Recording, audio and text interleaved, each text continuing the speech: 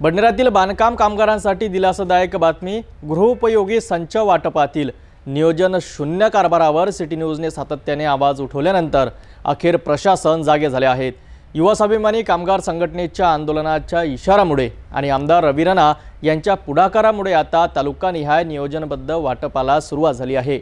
बडनेरा परिसरातील एका गोदामात महाराष्ट्र राज्य इमारत व इतर बांधकाम कामगार कल्याण मंडळ मुंबईच्या वतीने अमरावती कामगार आयुक्त कार्यालयाच्या देखरेखीखाली बांधकाम कामगारांना गृहोपयोगी वस्तू संचाचे वाटप सुरू होते। मात्र नियोजनाचा पूर्ण अभाव असल्याने कामगारांना मोठ्या प्रमाणात गैरसोयी होत होत्या। अनेक कामगारांना लांबून यावे लागत होते, रांगा तासनतास लागायच्या आणि वाटपात गोंधळ उडत होता। त्यामुळे बांधकाम कामगारांमध्ये प्रचंड नाराजी निर्माण झाली होती। युवा स्वाभिमानी कामगार संघटनेचे प्रदेशाध्यक्ष विशाल वाडेकर यांनी ही बाब गांभीर्याने घेतली।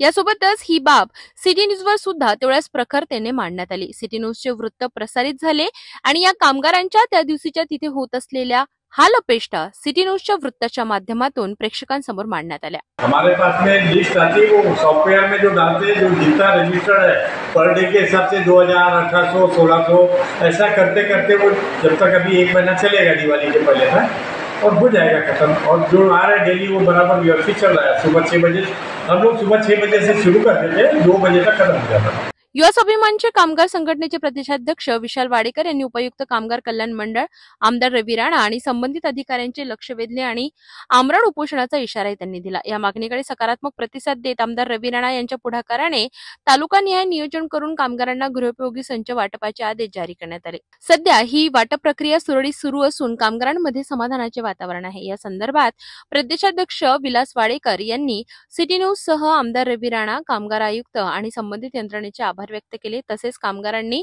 शांततेने या योजनेचा लाभ घ्यावा असा सल्लाही त्यांनी दिला। यापुढे कोणत्याही कामगाराला योजनेचा लाभ घेताना त्रास झाल्यास संघटना रस्त्यावर उतरून आंदोलन करेल असा इशाराही त्यांनी दिलाय। आपल्यासोबत आहेत विलास वाडकर, काय प्रयत्न केले भाऊ आपण या संदर्भात? सर्वप्रथम तुमचे सिटी न्यूजचे खूप आभार मानतो आणि आपण आपल्या पाठपुरानं मच्छिंद्र भाऊ आपण जे सातत्यानं पाठपुरा आपल्या सिटी न्यूजला केला, सिटी न्यूजने तुमच्या माध्यमातून पूर्ण कामगारापर्यंत पोहोचवला, त्यामुळं सर्वांना न्याय मिळाला आणि त्याचे खूप मी आणि माझे आमदार साहेब तुमचे खूप आभार मानतो।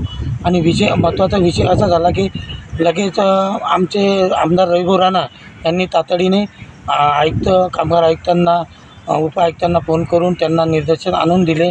त्यानंतर लगेच रात्रीच्या वेळेसच मंत्री महोदयांना फोन लावले। मंत्री महोदयांनी सांगितले की उद्या लगेच मीटिंग घेऊ।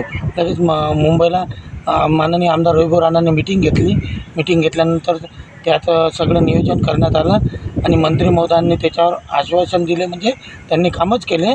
आकाशदादा पुणकर हे कामगार हितार्थ खूप छान मंत्री आहे, त्याच्यामुळे त्यांचे पण मी आभार मानतो कामगाराच्या हितात। त्यामुळे लोकांची पिळवणूक होत होती, लोक 14 तालुक्यातून येत होते, लोकांचे लहान मुलं सकाळ रात्रीची येऊन राहत होते, कोणाचं लहान बाळ, कोणता कामगार बिचारा काम पडत होतं आणि लोक त्याची आर्थिक पिळवणूक करत होती।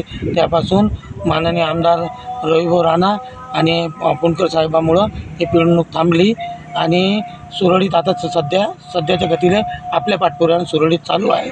शेवटी बांधकाम कामगारांच्या मागण्यांना यश मिळाले आहे आणि आता सर्वत्र समाधानाचे वातावरण आहे। सिटी न्यूजने घेतलेला पुढाकार आणि युवा स्वाभिमानी कामगार संघटनेच्या सातत्यपूर्ण प्रयत्नामुळे कामगारांना दिलासा मिळाला आहे।